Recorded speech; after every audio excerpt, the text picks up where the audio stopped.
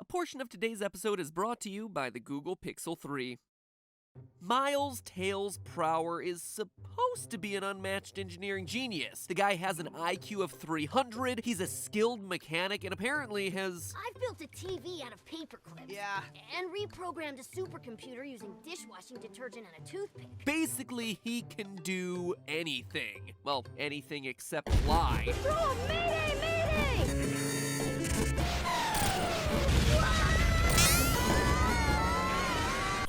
That was embarrassing. At least he's got his tails. Or does he?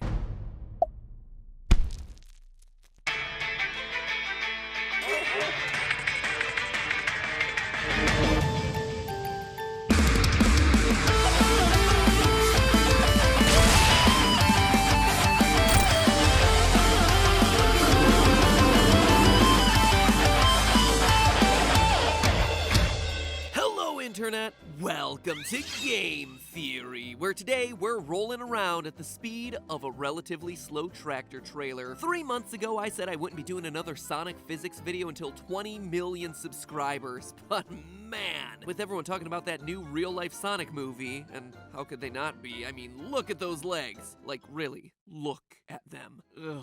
Anyway, I figured now was the perfect time to explore other ways that reality is gonna ruin this franchise, meaning that I'm turning my theorist magnifying glass onto Tails. But what did poor Tails ever do to you, MatPat? Said someone who has a lot of emotional attachment to a video game character, and to that I say, he's actually had this coming for a long time. Ever since I learned how to do helicopter physics calculations back during the Chun-Li episode, I've had Tails in my theoretical crosshairs to see if his tails actually have the lift power the game says they do, or if he would crash and burn under the power of real-world physics. Tails is unquestionably everyone's favorite anthropomorphic fox, who uses his tails to form a single rotor system, spinning fast enough to hover off the ground, propel himself forward at some pretty incredible speeds, and even go fast enough to keep up with Sonic, which, according to my old math, isn't that hard because he's slow, but if you're following his cannon top speed, that's over Mach 1, so pretty darn fast. Now, because we like Tails so much, we need to grant him a little bit of leniency here right off the bat. Having two tails, but presumably no actual rotor mechanism, you know, in that tushy region of his, Tails' tails would actually just become tangled if he tried to spin them all the time. But to write off his powers in that way is just no fun. So we're gonna assume that he has some magic butt pivot going on in his foxy hindquarters to make it happen. We're also gonna assume that the planet Mobius isn't dealing with any intense wind speeds and that basically he's functioning in our own atmosphere. Otherwise, we would just have nothing to base our calculations on. So with those ground rules set, we'll be busting out our calculators and comparing what we know about Tails to real helicopter aerodynamics to see if he truly has what it takes to take off. To find out if anything will lift off the ground, we need to know how much it weighs, so we know how much gravity we're going to be fighting against. According to Sega, Tails has a canon weight, yeah, you could learn a thing or two, Nintendo, of 20 kilograms, which is one enormous fox, by the way. Foxes usually top out at about 14 kilograms or about 30 pounds, whereas Tails here is 20 kilograms or over 44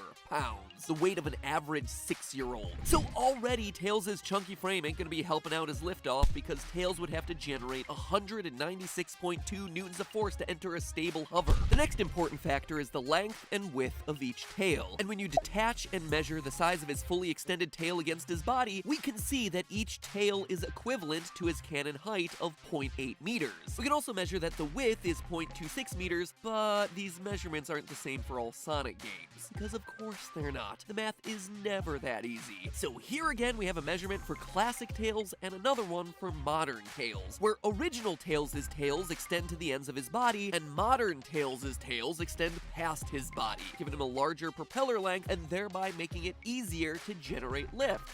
Not looking so bad for the little guy. And by little guy, I actually mean enormous guy. Remember, he is larger than even the largest of foxes. So with that now doubling all the calculations that we need to do, all you Sonic apologists in the comments, don't say I never did anything for you. Now on to the fun part, turning Tails into a helicopter. Helicopter physics is really complicated, so we reached out to some engineers from Duke University to help us out with the math and the equations for this episode. So if you remember our work with the Chun-Li skull-crushing kick, we started talking about helicopter physics there, and we'll be able to use those same principles as a jumping off point for this theory. Helicopter physics is based on the idea of lift, which is essentially the force needed to overcome gravity and get something off the ground. Thanks to Newton's third law, planes can lift off the ground when the force upward underneath the wings becomes greater than gravity. But helicopters work a little bit differently. Because they don't glide through the air, they rotate. So we can start off with the equation for lift, which you can see here. Lift equals 1/2 times rho times v squared times the coefficient of lift times the area of the wing. But we actually need to change a couple things here. You know how when you do anything with a circle, all of a sudden you have to calculate everything in terms of pi and the radius? Well, it's the same deal here because helicopter blades move in a circle to generate lift. So when we're working with this equation, we're going to end up solving for v, the velocity of the blade spinning, but v is actually going to be something called angular velocity. I'm going to make a judgment call here and save you the headache of walking through some of the behind-the-scenes math here, because I'm assuming that people who clicked on a video about learning if tails could fly are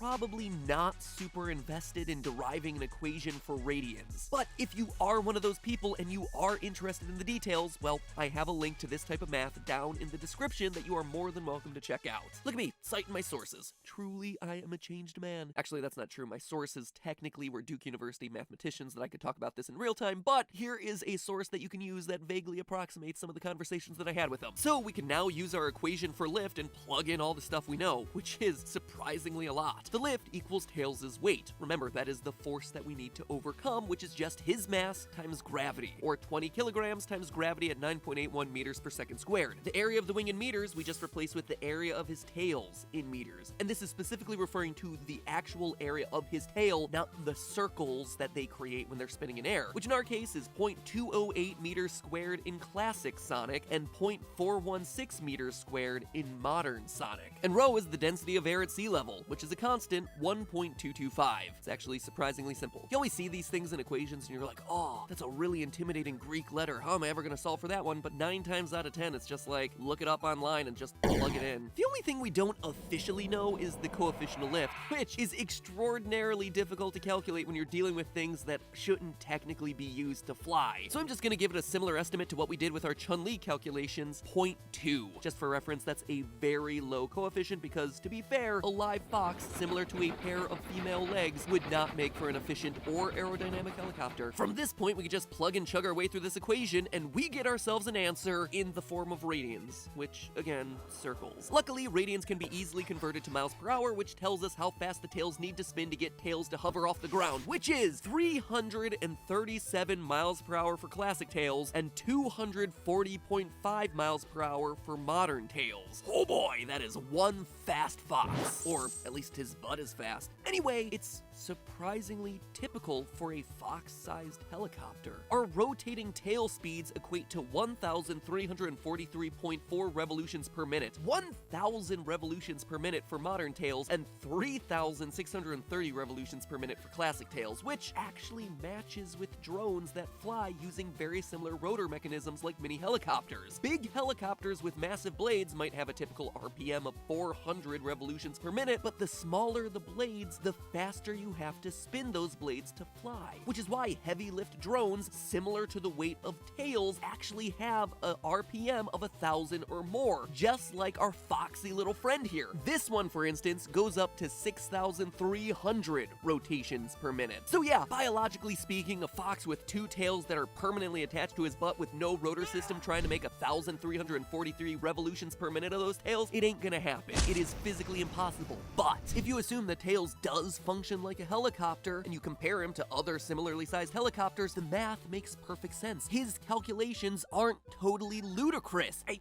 can't believe it. First, Sonic doesn't have arthritis from running so hard so fast, and now Tails can actually fly? It's like some sort of Sega curse on my theories. Must be retribution for calling Sonic slow or something. No, there's gotta be something here. There's gotta be something that...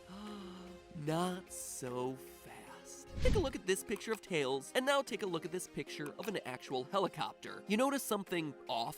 Yeah, outside of the fact that one is a precision piece of flying technology and the other is an anthropomorphic fox who does not really exist. The thing to notice here is that helicopters have 2 rotors. They've got that big one on the top like Tails, sure, but most of them also have these other ones in the tail. And it turns out that's not just like a glamour rotor that's just there for decoration. The reason for that small rotor tail, or other secondary rotors that you see on helicopters, goes back to the most fundamental physics out there. Newton's third law tells us that for every action, there is an equal and opposite reaction. Helicopters are no exception. If you have helicopter blades spinning in one direction, that means the helicopter underneath is spinning circles in the opposite direction. So when he actually got up in the air, Tails' tails would be spinning in one direction exactly as fast as his body would have to be spinning in the other.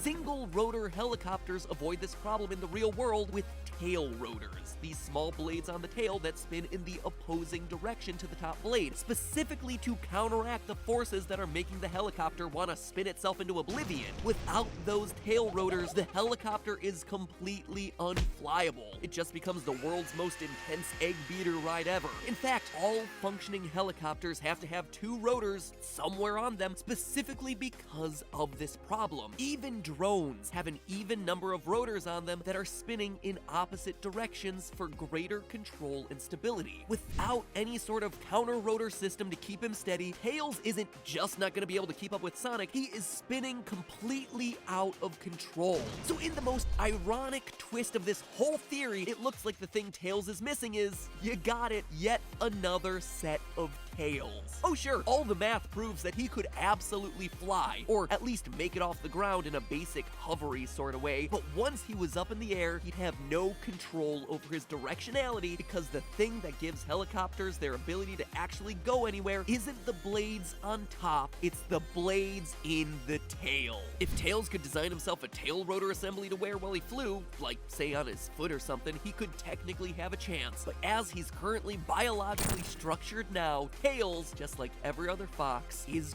grounded.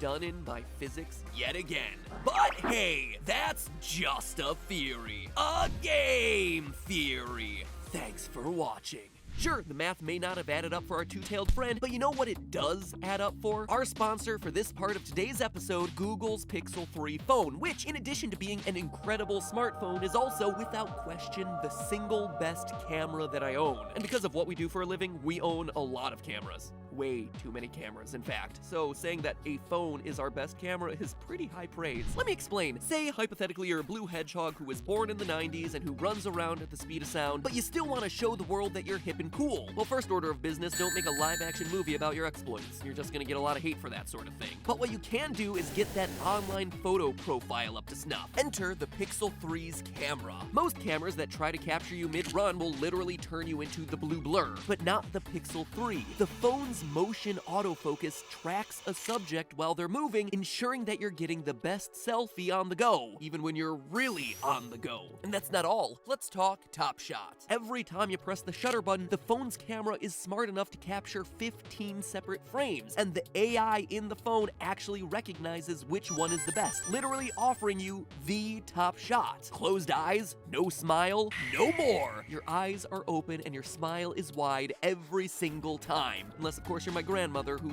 doesn't really like to smile, so in this case, your eyes are open and your smile is there under the surface. Long story short, you're taking fewer photos to find the perfect post. Not that it matters anyway, because with the Pixel 3, you get unlimited storage of all photos that you ever take with Google Photos, which uploads them to the cloud automatically when you're on a Wi-Fi connection, so you never have to waste another minute or another megabyte syncing photos manually or risk running out of space. Efficiency, thy name is the Pixel 3. And speaking of speed, since we all gotta go fast, there's the super fast fingerprint sensor on the back that unlocks your phone before you even see the screen. No more swiping in patterns or facial recognition locks. You simply unlock your phone with a simple swipe of your finger as you hold it. It's a feature that single-handedly, or should I say single-fingeredly, converted Chris, guy on our team, to become a Pixel user, and he's never turned back since. Add to that wireless charging, and what you have is more than a phone, it is a life optimizer. So to find out more about the Pixel 3, click the link in the description.